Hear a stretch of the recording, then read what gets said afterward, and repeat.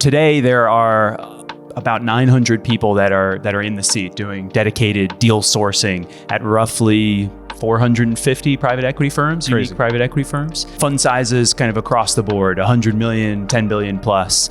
And that is the community that we are speaking to on Deal Sorcery. It's clear that there's not one way to do the job. Sourcing isn't one playbook. It's a dozen different strategies that are influenced by who's doing it and the market that they're doing it in. But that has changed a lot over time, and that evolution is the story that we're going to get into today. We're building a movement, you know?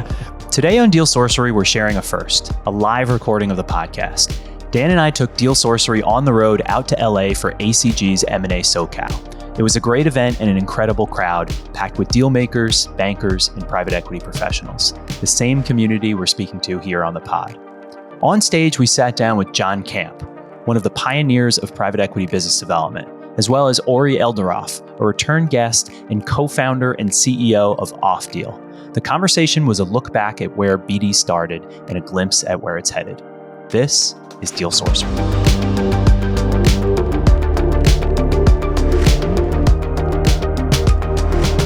Matt, can you believe it? We're here, man. We made it.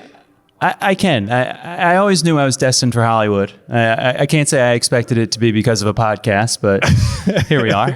But I guess we should start by thanking everyone for coming into the room. I hope everyone's having a great, productive conference. It's a great event, and we're happy to be part of it.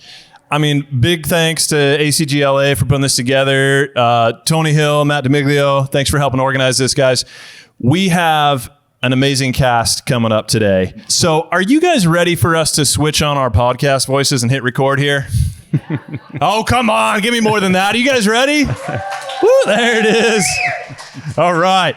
Well, this is Deal Sorcery. Welcome back, everybody, to another episode of the Deal Sorcery podcast. I'm Matt Rooney, and together with my co-host, the deal sourcing engineer himself, Dan Herr. Dan, I guess we shouldn't take for granted that everyone knows Deal Sorcery and what we're all about. You care to run them through it? I mean, Deal Sorcery, right? It is all about engagement and the art of M&A, right? How we find deals, how we win deals. Like, we're today diving into both the origins of this function with, I think, the first BD guy, and we're talking about the future of this as well, where it's going. AI native investment banks. Man, I'm pumped. Yeah, and it's changed a lot since those early days, and you know, we think that John was the first to do it, but you know, today there are about 900 people that are in the seat doing dedicated deal sourcing at roughly 450 private equity firms, unique private equity firms. Fund sizes kind of across the board, 100 million, 10 billion plus. And that is the community that we are speaking to on Deal Sorcery. It's clear that there's not one way to do the job. Sourcing isn't one playbook. It's a dozen different strategies that are influenced by who's doing it and the market that they're doing it in. But that has changed a lot over time, and that evolution is the story that we're going to get into today. We're building a movement, you know?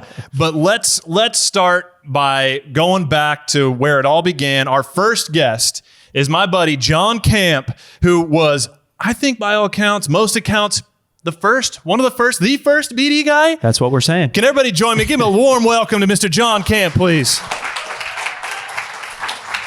Johnny. Hey, man. Good to see you. Hey. Thanks. Thanks, John. Thanks for having me. Yep. Okay. Oh, John, welcome, my friend. So, John, look, I mean, you started your career at the Jordan Company, 1985, right? I mean, led sourcing at Lincolnshire, Southfield. You spent the last 12 years food and beverage investment at Arbor Investments. Can you take us back for a minute? Like 1985, literally before business development and private equity even had a name, right? Nobody knew what to call it. I mean, you were telling me the other day, it's like the wild, wild west out there, right? No data, no CRMs. I mean, I think private equity firms didn't even appreciate, like investment banks didn't even appreciate us, right? In private equity. Like what was it like? Well, I was wearing an animal skin at the time.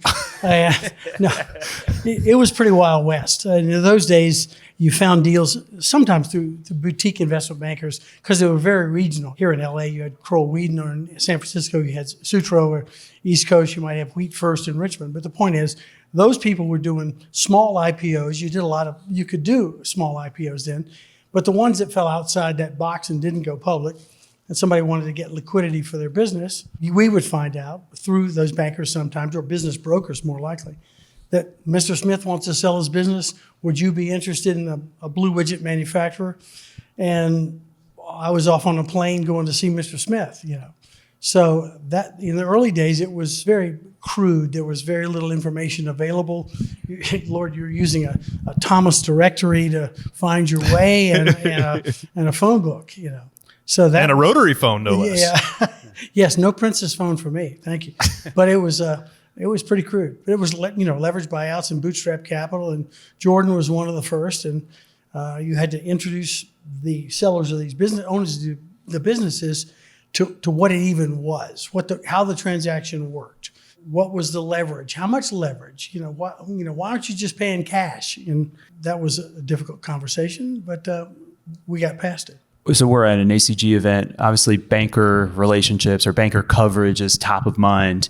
And in a lot of the conversations that we've had on the podcast, trust is a theme that often emerges.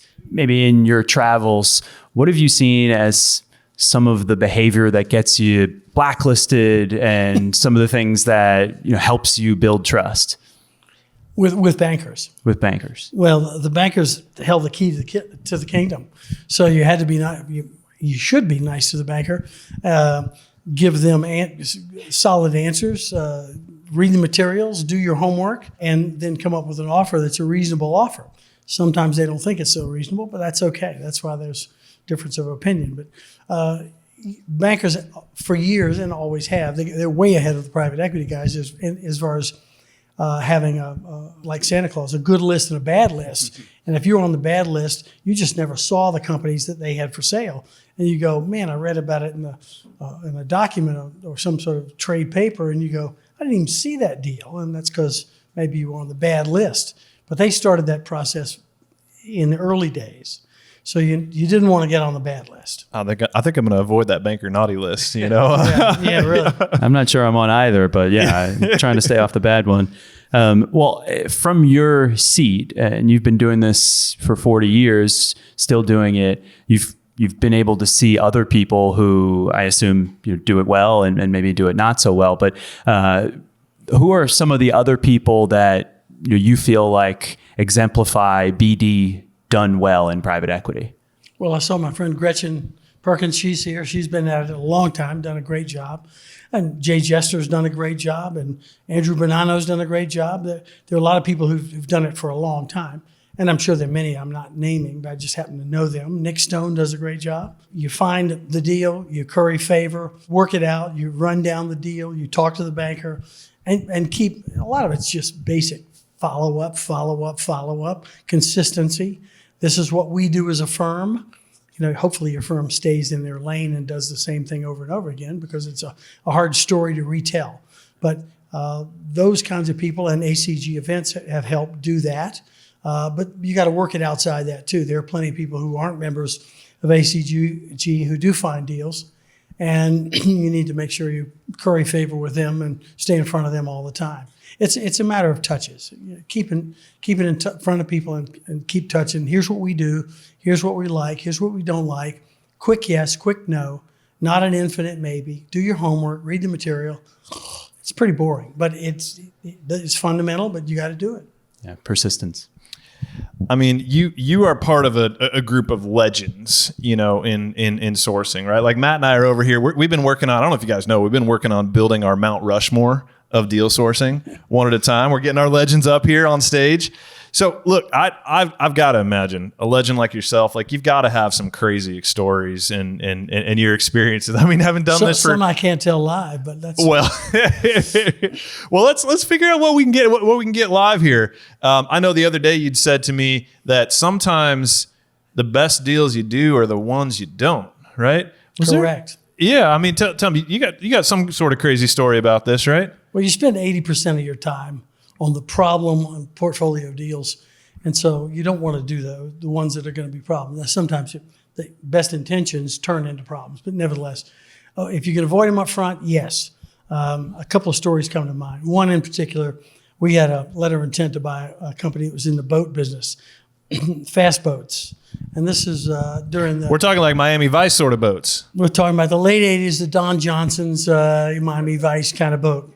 All right, so we signed a letter of intent with this company, and all the numbers look great, and two brothers own it. And one brother's the pres, and the other brother's the head of sales. And we hire, in those days, there was no Kroll and no Google, certainly. And so you had to hire someone, probably a former federal official, FBI or the like, and have them do the background. To do the diligence on Absolutely, on all these people. So we having this guy do the background, former FBI agent. We're in the middle of trying to get this thing closed, and we get a call. I'm in New York, and he says, you got to meet me in the coffee shop right now. I said, oh, come on. Maybe all secretive, like meet me downstairs right this minute. Really. In the back alley. I said, we're working on this damn thing. Come on. He said, no, now. So I go down, take one of my partners with me, and I said, what's going on? He said, well, the guy in Florida. Yeah, I do. He said, well, the president checks out fine. That brother checks out fine. However, the younger brother, the sales guy, he test drives every boat. And those boats go out empty and come back full. Oh. And I went, holy crap, here we go. So we ended up having to find a reason to put the kibosh on that deal because as this guy told us, he said, look, something's going down, and it's going down soon, so you guys better get out of this now. So we've invented a reason to not do the deal, and 2 weeks later, the DEA came in and arrested this guy and closed the business down and had it locked down for several weeks, and of course, no production. And we would have been in deep, deep trouble. So that's one little one that you want to avoid those kinds of things. It was a lucky thing. I mean, it's a great day when the DEA breaks in right the day after you close, right? That would have been perfect. Exactly. The good news is your J curve is going to infinity. It's never coming back. Yeah. Exactly. And there are other ones that we had a difficult seller in Chicago with a business we were buying, and he would chastise us. We came in to do the final diligence, to do the closing on a Monday morning. He's screaming at us because we're too cheap. He said, my business is worth at least $180,000 more. And look at the order picture. Look at our EBITDA and look at our gross profit. And he was right. It was doing really well. So we said, okay, we agreed to $180,000 more. Well, Friday comes, we fly back to New York. Monday morning, fly into Chicago again. And again, with the same, you guys are cheating me. God, I can't believe that it's worth at least $200,000 more. Well, we caucused and said, okay, we'll pay this guy $200,000 more, and we're going to get this thing closed by Friday. So we worked 14-hour days just to get this thing slammed shut, got it closed on Friday night, only to find out after the fact, and he was taking a check and walking, so he was gone. We had a new manager walking in, only to find out every Friday night, where did this guy go? Las Vegas. How much did he lose the first weekend? $180,000. How much did he lose the second weekend? $200,000. So we basically financed his Vegas trips and his losings. So, those are the kind of, those things happen. They happen. You're buying private companies, and despite all your efforts to do all the diligence and look under every rock, these things happen. So what, are there takeaways from this? Do you learn to just sniff out the deal, or is there, I don't know, what do you learn from the drug bust on one of your deals? Pray for Google and early discovery. But I'm not sure there was anything we could have done there unless and until we had this guy do the background check and call his contacts at the DEA, which of course we didn't have. So listen to your gut. If your gut tells you run away, because there's probably a problem. And again, experience teaches you a lot. You're going to learn a lot more from a bloody nose than winning a fight. And so learn from the bloody nose. That's it. Well, we're so honored to have the legend himself, John Camp. He's going to be around here. I'm sure there's more story time with John Camp coming up afterwards. John, thanks for joining us, my friend. Really glad to have you on board here. Can I get a big, big round of applause for Mr. John Camp, everybody? Thank you, buddy. Always good. Always good. Thank you.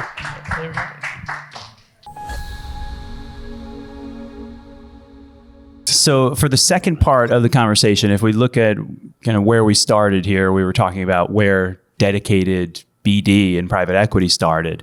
And now we want to switch gears a little bit and talk about where it's going potentially. So our next guest is Ori Eldarov. He's the co-founder and CEO of OffDeal, which is an AI native investment bank that's rethinking how small businesses are sold. OffDeal focuses on companies with 1 to 10 million in cash flow. That's an area where 80% of transactions occur without a banker, and owners often leave value on the table. OffDeal is looking to disrupt that. They didn't take the approach of applying technology to a traditional model. It is built AI first. And so they've reimagined the org chart. They have more engineers than bankers. And it's an investment bank that looks more like a tech company. And you remember we had Ori on the podcast earlier this year, and since then, OffDeal's taken off. They've been featured in places like the Financial Times, CNBC. We're happy to have broken the story here first on Deal Sorcery. That's right. Before Sorkin? Exactly right. That won't be the last time. But we're excited to get the update on OffDeal and hear what's next. So please join me in welcoming Ori Eldarov to the stage.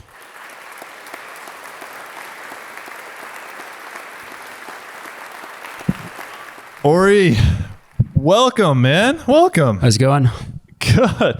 Oh my gosh. Like, we have been so excited to have you on. I've got to ask, what's it like riding this rocket ship, man? From like Y Combinator to $12 million Series A. Is that right?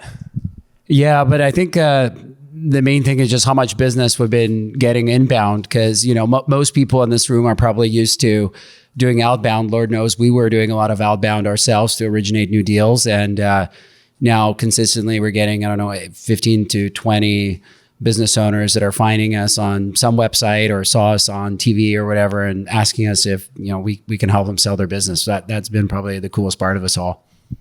Congrats, man. This is huge.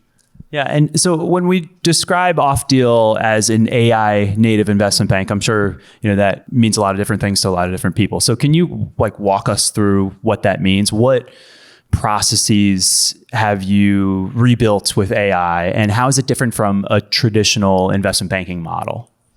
Yeah, so I think the most important thing to say is that we're really committed to a human-first approach, right? We didn't want to build a marketplace. We didn't want to build another ASoCal or Grata or any of those software products. We wanted to reimagine what could financial advisory look like if you were starting with a blank slate. So to our clients, the business owners, I don't think they really know or care that we use technology. I mean, when they find out about it, a lot of them are excited about it. But from their perspective, they just have a banker that responds to them all the time and meets them and has a phone call with them and all these things.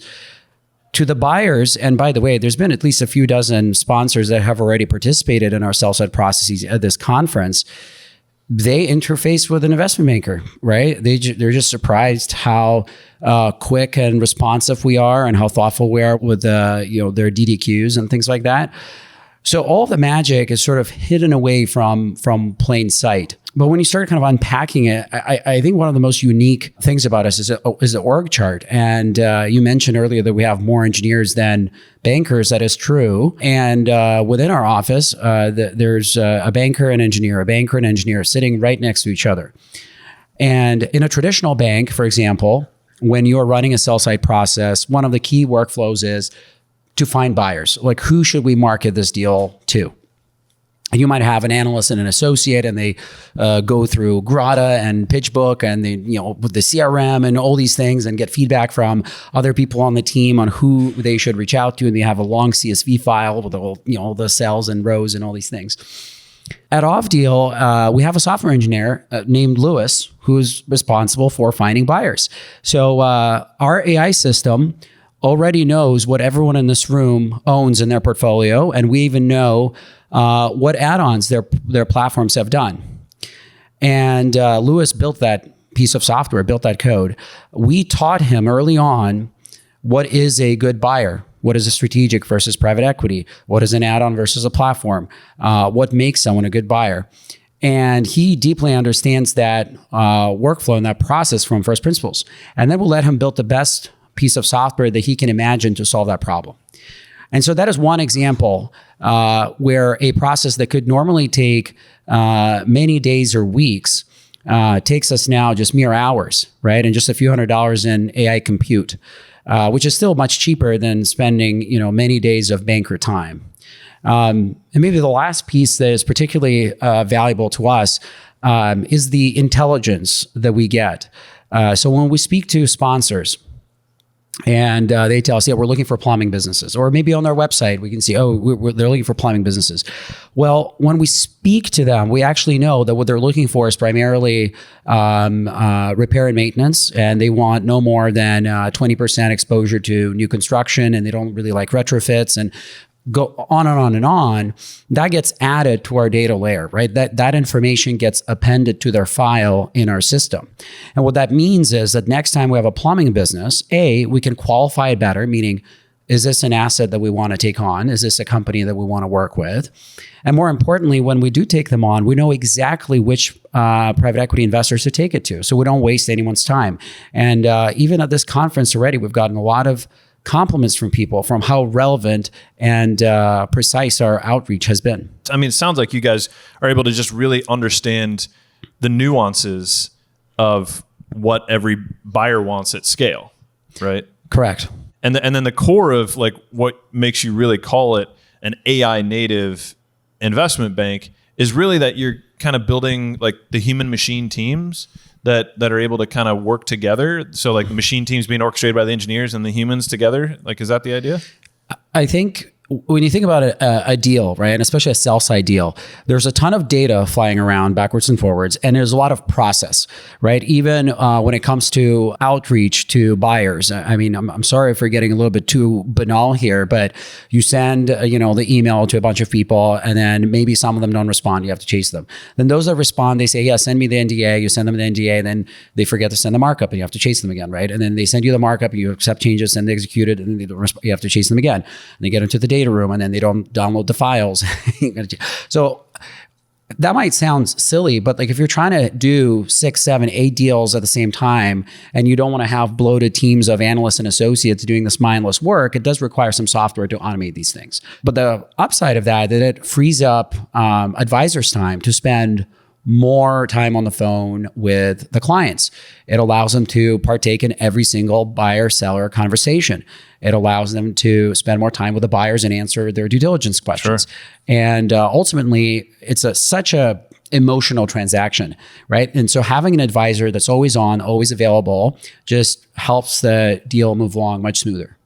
Yeah, it's interesting, right? Like a lot of our industry, both in private equity and investment banking, like it feels like it's all built on grind, right? Like it's built on this just like grind it out sort of work. And effectively what you're able to do now is to take some of that grind and allocate it to the machine so the humans can do the activities that the humans should be doing, right? There's 2 ways of looking at it. I think what you said is correct, and humans definitely should do more higher value work. But the other thing, I think a lot of people, when they think about AI, they think about automation and eliminating work and, or becoming efficient.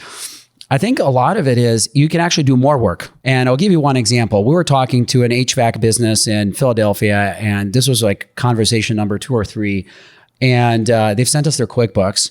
And 1 hour before the call, I noticed that one of the items was misallocated, and actually the gross margins are meaningfully lower than the industry average. And I had a call with this guy in like 30, 40 minutes. I'm like, Christ, what am I going to do?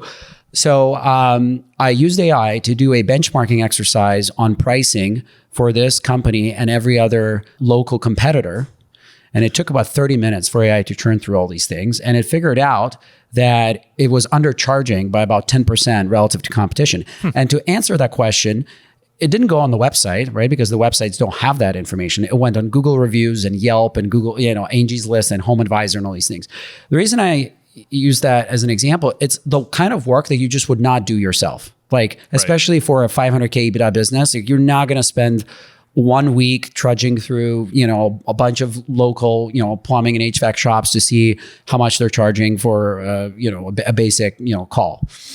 But an AI can do that, right? And by the way, that customer signed with us on the spot when we showed them that analysis, because you're like, wow, you guys put in a lot of care into what you do.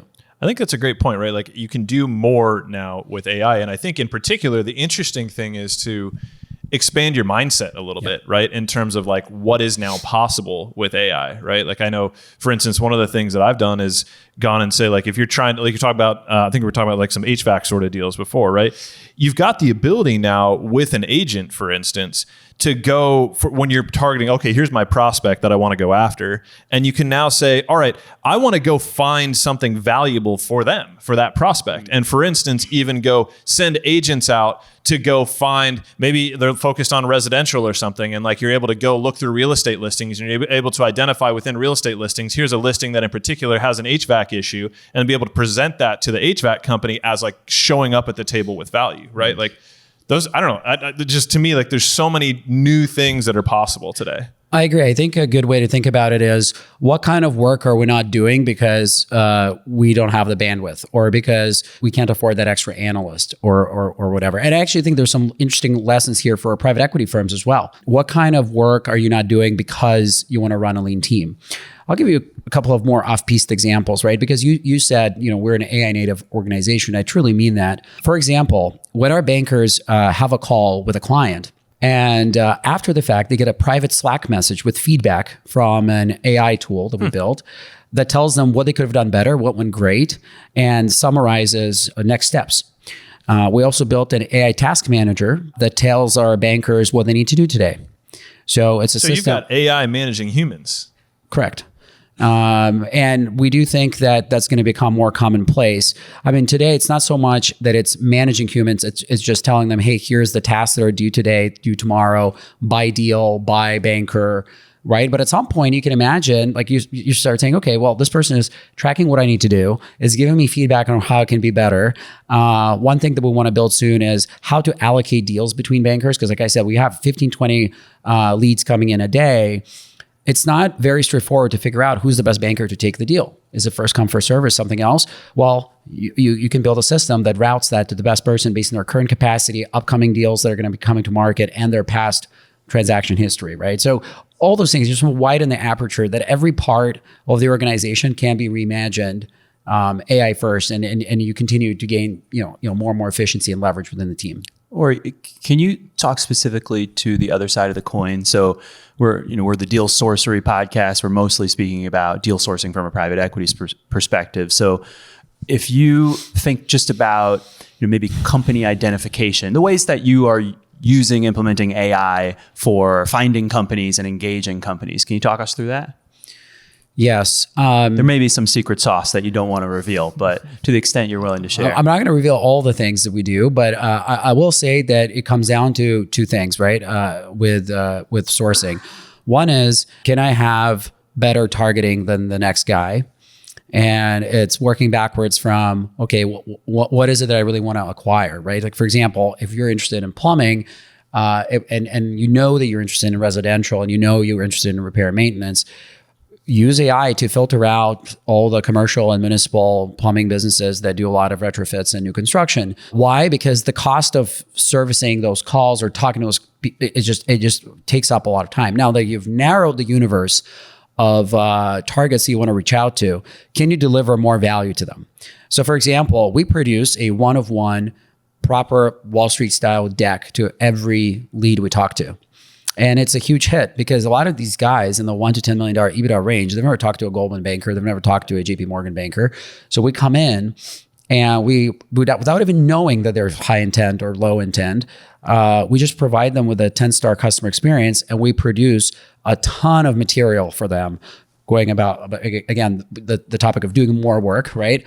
On what relevant transactions have occurred in the space, why certain companies bought other companies, what's good versus great versus not so good look like, some industry trends, et cetera. And we're not even saying, hey, you should sell your business. We're just saying, hey, here's what we know about your business. Here's what we know about your industry. I think a lot of private equity firms can benefit from that approach. And instead of saying, hey, do you want to sell? Be like, it's more of a long-term relationship building thing. But how do you do it at scale? Is you do these one-of-one things, right?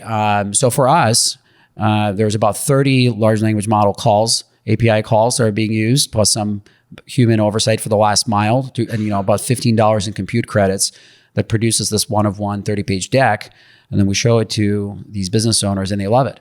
Right. So again, how can you do something that others are not doing? Right. Like most people are not going to do this amount of work for a lead. It's interesting, like, because I know that this comment about being able to do more, being able to process more. Like, I don't know. Do we have any sense for like how many deals at once a standard, like an investment banker at a traditional firm can process versus like how many you guys are? Because I think, how many mandates did you say you guys have right now? Like, and how many does that equate to per?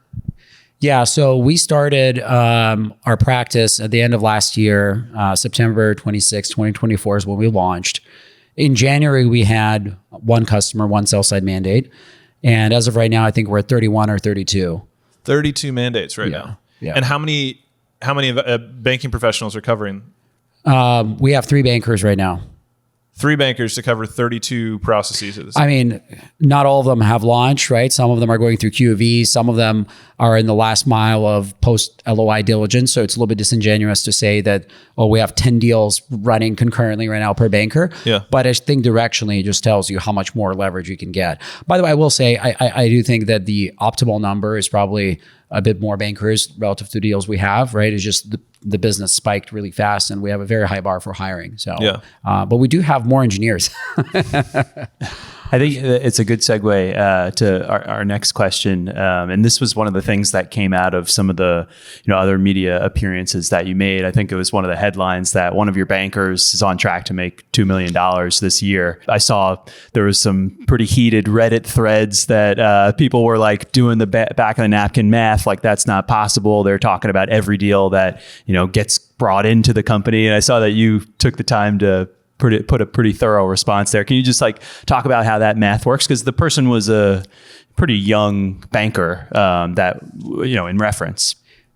Yeah. So I think one of the things that we're arbitraging in general is that most people in this country, in this room, underestimate young people, right? Like the common pushback I get from finance folks specifically is like, what can a 25-year-old possibly know? How can a 25-year-old sell a $3 million HVAC business? They barely have facial hair, right? Like how is this possible? And I do appreciate where that's coming from. It's very unorthodox, right?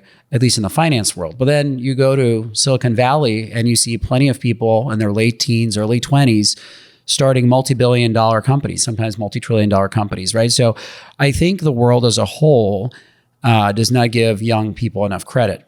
Now, that's not to say that every single person is going to be Mark Zuckerberg, right? Or is going to be the next Jamie Dimon. But the reality is that there is a ton of amazing talent, of people in their young 20s that are hungry, that are ambitious, and that are capped by what Moelis or Evercore or Goldman or whatever is letting them do.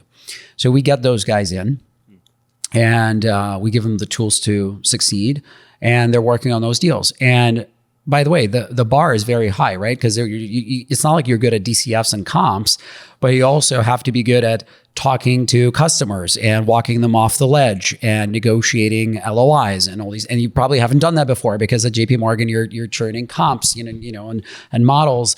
So we hire people for potential. We do provide them some guidance as well. Although you've met, I think, some of our guys, and they're running deals pretty much entirely on their own. They're doing well. We have a bid deadline for one of our deals today. We've already received 21 LOIs. And some of the companies wanted to preempt. So things are working pretty well. Now, on the math side of things, we give 20% of the economics to the bankers, and we give 10% of the economics to the engineers. Longer term, we do think there's going to be more bankers than engineers just because engineers can scale themselves more with code. But we're working towards bonus parity between bankers and engineers, because without engineers, we wouldn't have so much leverage. Look, our average fee right now is about $750,000 per deal, right? So you can do the math on how many deals we have, and you know, we heavily discount the probability of close, right? We don't think every single deal will close, but yeah, the first guy is, I don't think it's gonna be quite at 2 million, but it's gonna be just a smidge below that, and he is 24. It's a hell of a marketing tool for future recruiting. I imagine that you got swarmed with people who are interested in learning about OffDeal after that. I don't know how that banker felt about that information being so public, but well, he didn't even say that. You know, when you speak to the media, you don't really control what is being put out in the market. They just interview you for a bunch of hours on the record, and then they draw their own conclusions. So the person did their own napkin math and arrived at that number. I think, to me, actually much more interesting is that the engineers are going to be making pretty much the same amount of money as the bankers. And for folks in the room that are friends with some hedge fund guys, they know that that is a lot more common in that part of the world, right? Where you have companies like Jane Street and Citadel that meaningfully share the P&L with the software engineers that sit right next to the quants. And a lot of the inspiration we got was from those models where you have the front office finance people sitting right next to the engineers and sort of have the symbiotic relationship. Talking about that, I mean, you look at, you know, kind of the curves of adoption of different technologies. Obviously, hedge funds have been, I think, a bit ahead of where private equity and investment banks have as a whole. Are there other parallels we can draw there? I mean, you've talked a little bit about the fact that the future of using AI in private equity might include the ability to just do more work than you could otherwise, filter better than you could otherwise, generate content that's one-to-one. But like, what does that really AI native private equity firm look like? I will say that I do think that it will be very hard for private equity firms that are not founder-led to meaningfully change how they operate. There's no immediate obvious upside in terms of P&L of like rocking the boat. So there's a bit of a innovator's dilemma there. You mean you can't just like take and layer AI on top of an existing private equity firm the way it already operates and generate superior returns? Is kind of your point. Yeah, it's pretty hard, right? Because you need to change both the culture, right? You can't have people saying, oh, you know, ChatGPT is not that good. It hallucinated on me 6 months ago. You can't have that nonsense, right? You have to have people leaning in. There's a lot of people that are too boomer, frankly, to lean into the technology. They will forever think that AI is still hallucinating the way it did a year and a half ago, right? You have to be always trying the latest model and seeing if it meaningfully improved. Like the second a new model comes out, we test it, right? And yes, 2 years ago, those comments were actually true, right? But the technology has been improving at an insane rate, right? So first, it's cultural, right? Second one is the actual infrastructure that you have in place. Like I think the biggest alpha for private equity firms is to somehow create this elusive hive mind of intelligence, right? Like you have so many principals and so many partners that looked at so many deals, and you have so many IC meetings. How can you make sense of all that data so that when the next paving deal comes about, well, we've looked at the last 7 paving deals. Here's what we said. Here's what we like. Here's what we didn't like. Right now, a lot of value in those organizations stays with the investor. So if a partner leaves from PE firm A to PE firm B, that wisdom leaves with that person. That's also true for sell side, by the way. A banker is oftentimes valued on their relationships, right? So you need the infrastructure where that data is stored autonomously and is made accessible to machines. The key here is autonomously, because you will never have analysts and associates do a good job at populating some brittle CRM or adding things to some tool, because they're all busy, right? And then it becomes a chore, and then you don't put all the context in there, right? So it needs to be a system that automatically stores all this information and makes it readily accessible to AI agents. I think the easiest, honestly, is either your firm is really small and you can course correct, you can start a new firm from scratch, or the firm is founder led and the founding partner can just say, we're doing this, and I don't care that it's going to cause some disruption in the near term, but we're pivoting to this way of doing things. And the last thing, I think private equity firms should start thinking of software engineers not as back office or IT support, but more as enablers. And again, true talent right now in software engineering is very hard to get. Even for us with all the VC funding and buzz, like it's really hard to get amazing engineers. It is even harder to do that if you view them as second-class citizens. right? And I've worked at an investment bank before, where the only times you talk to an engineer is when something breaks and you yell at them and you call them and you do the Teams message and like, why is this not fixed? You can't have that, right? You will need engineers to implement stuff and build your own workflows, and they need to be treated with respect. And when they see you as a potential employer, they need to understand that they're going to be valued there. And they're going to, maybe the economics need to reflect some of that. I mean, do you think the next private equity firm of the future is coming out of Y Combinator next? I don't know. There's a number of AI native PE firms that have reached out to me already. Some of them are not announced, but these people have raised hundreds and hundreds of millions of dollars. The playbook is pretty similar. It's pretty simple. It's usually people that have done really well in middle market or lower middle market. They've raised between $500 million to $1 billion.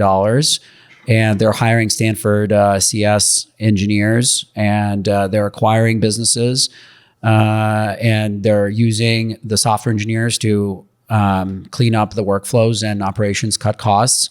And then when those people are not working on their portcos, they're trying to automate internal processes. I know at least 5 companies like that already, and they have serious talent behind them. And the approach is to have engineers both work on the portcos and on the internal operations. And I think more of that's going to happen. Another thing, you see venture capital firms getting into the buyout game. I know there's a lot of skepticism around that, but those that have raised separate pools of capital that are not targeting the same IRRs and MOICs as the typical VC firms, I think are going to do pretty well there as well. There's a shadow network of private equity firms out there running on AI. All right. Come out of the shadows. Come on the podcast. Ori, what's next for OffDeal? You just raised the Series A. Sounds like recruiting is top of mind on your plate, but what's next? Well, I think recruiting is always going to be top of mind. I really believe in an extreme power law when it comes to talent. I think people in the top 1% produce a lot more value than people in the 75th percentile or 50th percentile.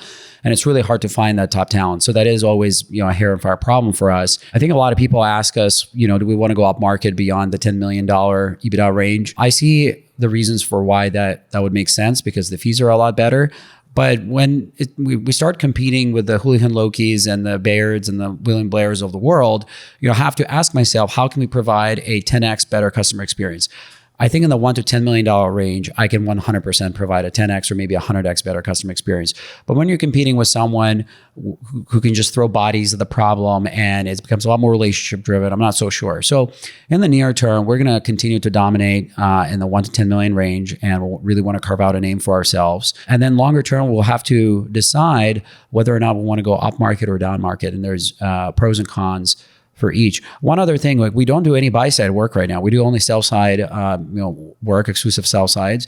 A lot of private equity firms reach out to us and want to work with us. So we're always looking for ways to partner with those firms as well. Hey, we'll be excited to follow along.